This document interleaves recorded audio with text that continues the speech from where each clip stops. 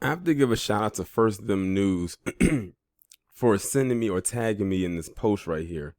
Let me read what it says right quick. On Friday, September 4th, these individuals were arrested for rioting during demonstrations in Manhattan. They were part of a large group breaking storefront windows. Our investigation into this incident continues. Notice none of them happen to be black.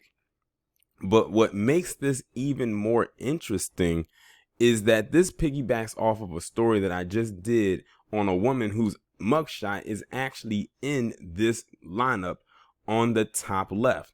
Clara Crabe was it Clara Kraber? I think that was her name. All of these individuals that you see in this picture come from some form of wealth and privilege, but because they were so bored and they wanted to cause mayhem and chaos, they went downtown and started destroying property. But wasn't it 45 that said looters should be shot on sight? Why do none of them have a bullet in them? Hello? Am I alone in this? Because I could have sworn that's what he said. And I could have sworn his supporters backed up that statement. Like I said about Claire Kraber, I'm going to say about the rest of them. They were bored.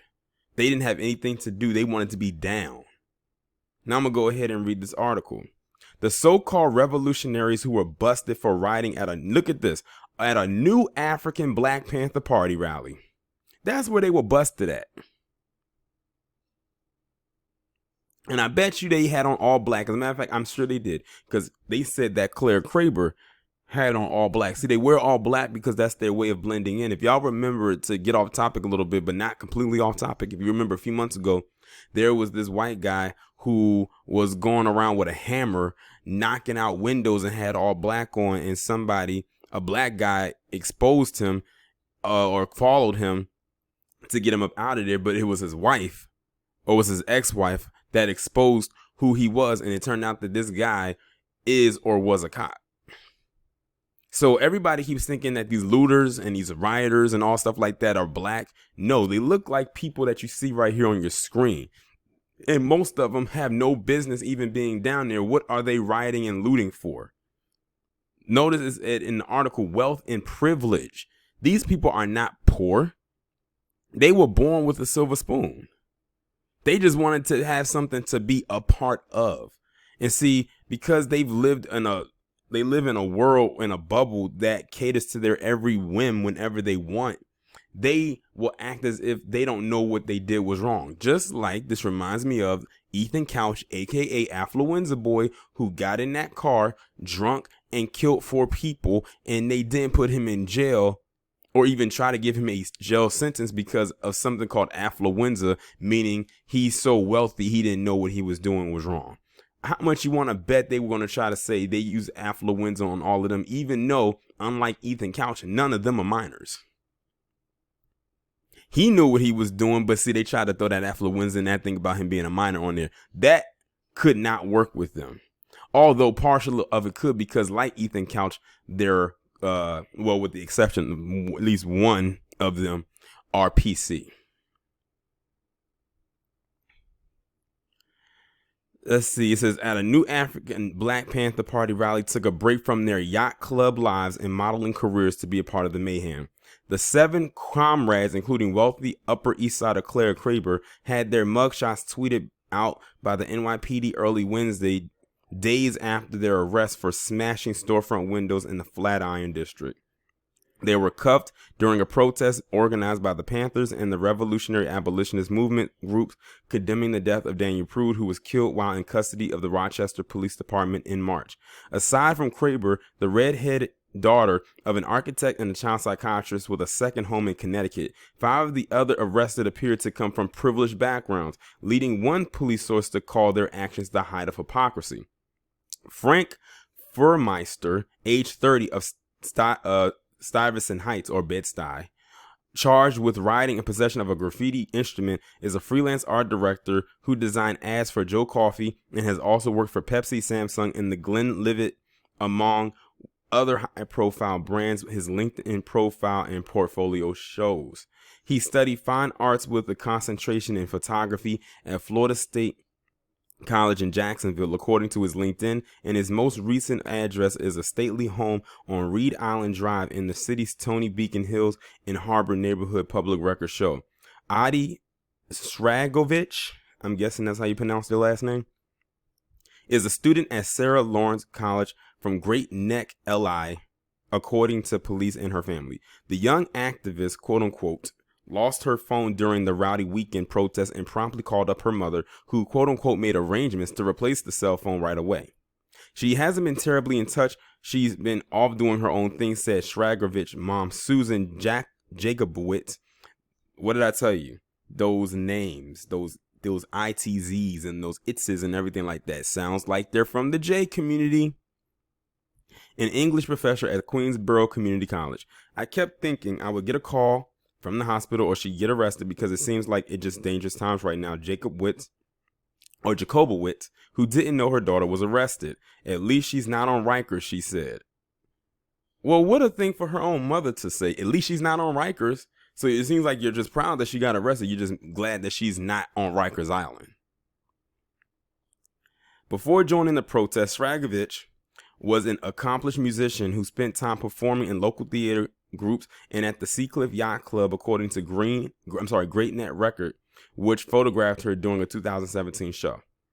The article quotes her teacher, who said how impressed she was with Shragovich, who performed from her extensive repertoire of jazz numbers.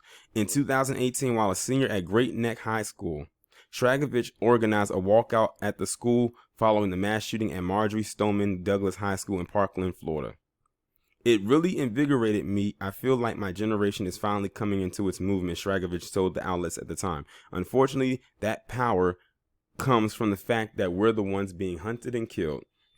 Most recently, Shragovich was in Occupy City Hall in July, where she spent time fixing sandwiches and plastic bags of granola for breakfast, according to the New York Times, which interviewed her. Shragovich has been charged with rioting and did not respond to a request for comment. Clara Severine, age 27, who lives in Washington Heights and was charged with rioting, lives in Washington Heights. She might be Dominican, because I know Washington Heights is filled with a lot of Dominicans, and was charged with rioting. Appears to be a signed model with the We Speak agency, who had the ability to jet between Montreal, Quebec, and Dublin, Ireland, before settling in the Big Apple to pursue a career in acting.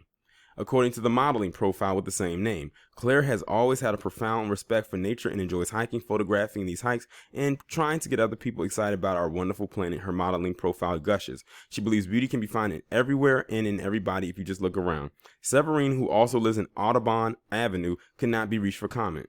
Edgar Surratt, a 27-year-old from Brooklyn who summered in Europe as a kid, is charged with rioting and possession of a graffiti instrument.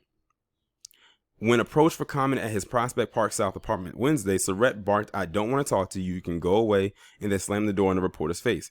Elliot Rucker, a 20-year-old from Portland, Oregon, charged with rioting, is the son of famed comic book writers Greg Rucka and Jennifer Van Meter, according to his father's online bio. Greg penned the comic book series The Old Guard, which he then adapted a Netflix film of the same name, and co-created the Stumptown comic series that ABC optioned into a TV show last year. Calls to Rucker and his family went unreturned. So that's pretty much the article right there in a nutshell. All of these people come from some kind of a privileged background. They're out of many of our tax brackets, and they found the time to do this. And it's funny because you'll have some people that will come at like black athletes and black entertainers for speaking out. Now, granted, many of them should not be talking for us, because there's always a saying that celebrities should not speak for us and everything like that. But look at what they did. They come from a privileged background themselves, and many of them probably come from old money. And they decided to go out there and cause more destruction. One of the punishments that they should have, outside of repairing the places that they destroyed, is having the money come from their parents, because I know it ain't coming from them, to pay for the damages that they did. Yes, let their parents pay for the damages and misdeeds of their offspring. I bet you they won't do it again. But then again, they might, because many people who come from these privileged backgrounds, like these individuals here, they never got proper punishment for anything they did. You heard what one of the mothers said. Well, at least she's not at Rikers. Well, she could still go to jail even if it isn't Rikers. You don't care because it's not Rikers? That shows a little bit about her character. And you know what? I bet a lot of these kids, these individuals probably did this for attention, because they probably wasn't even raised by their parents. They were probably raised by a nanny or a butler or some sort of like, some sort of thing like that. That's what a lot of privileged kids will say. And some of them are in that position where they are barely raised by their parents. That's why when they lash out, a lot of their parents don't know what to do with them, because they don't know their kids. And mind you, like I said, all of the people in this picture are adults. Not one of them are minors. They knew what they were doing. They went down to a place that they probably knew they couldn't fit really in at because of who was hosting the event. That's why they wore the all black. And they went down there with the intentions to be destructive. Now, I want 45 supporters to have that same energy with them that they like to have for us, because they always like to say that we are the ones doing all the looting. We're the ones doing all the rioting. Yet you have 1, 2, 3, 4, 5, 6, 7 people that were scooped up in one weekend who did this. Now, I'm recording this video on September the 10th. They got them on September the 4th. I want people who live in New York who are subscribed to me. Did you know about this prior to my video? Now, this video probably won't go up until sometime next week because I have so many other videos ahead of it. But I want to know, did y'all know that this happened? I won't be surprised if you didn't. And I'm more specifically talking about the people who live in New York. I won't be surprised if you didn't, because there's a lot of stories I bring to my people who don't know what's going on in the state that they're in. Not because they don't watch mainstream media, it's because mainstream media doesn't put the stuff out there. And if they do, it's like a high and buy type of story. Or they'll bury it. Just like I'm sure they're going to try to bury this one. Because I bet you if all 7 of these people was black, they would have had this thing floating around social media. It probably would have trended. I don't think this even trended. It should have. Especially since it happened in New York, one of the most popular states/cities in not only America, but the world. But we know why that didn't happen.